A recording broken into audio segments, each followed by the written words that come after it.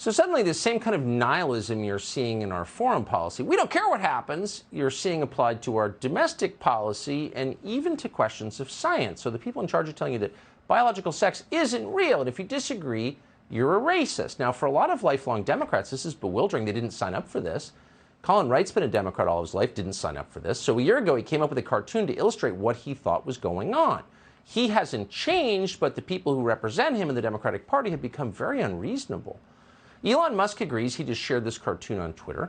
In a Wall Street Journal op-ed, Colin Wright explained that he made the cartoon to kind of sort out how he feels as a lifelong Democrat. Colin Wright is an evolutionary biologist, and we're happy to have him join us tonight. Colin, thanks so much for coming on. So you can describe this better than I can paraphrase. Why did you draw this cartoon, and what does it mean? Yeah, so I drew this cartoon in bed one night in my pajamas because I had this increasing feeling of alienation from the political left on a lot of core values that I felt were central to who I was as a voter. So on issues such as free speech, for instance, that I think the left had held as being sacrosanct for much of its history.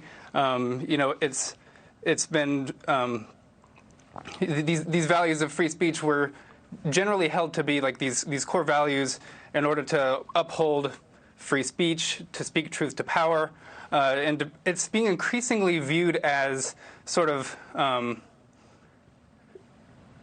it's unacceptable. I mean, people are being called racist for wanting free speech. I mean, you keep hearing that. Is that when you signed up as a liberal or a Democrat, or you thought the Democratic Party represented you, even 5 years ago, would it have been plausible that somebody in MSNBC would say you're racist if you want free speech? Well, no. See, it's being increasingly viewed as hostile to the government.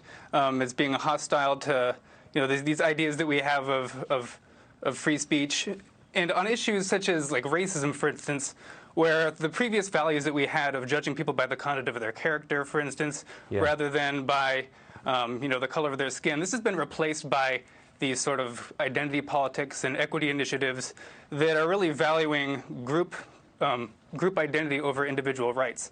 And then on the issues of women's rights, for instance, we see, and I don't think the right has been always the best or most consistent on these issues, but at least the right knows what a woman is, as an adult human female. And I say this as a biologist, so I say that with certainty. The left, on the other hand, they can't even tell you what a woman is, so they can't even really pretend to understand or to protect women's rights. So this is the kind of my growing feeling of being disaffected from the left on these many issues. And I think a lot of Americans and people abroad feel the same way.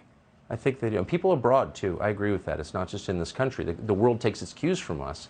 The West does, and they're shocked by it. Colin Wright, thank you for that. If you like that conversation, we had a long conversation with Colin Wright for an episode of Tucker Carlson Today. You can check it out on Fox Nation.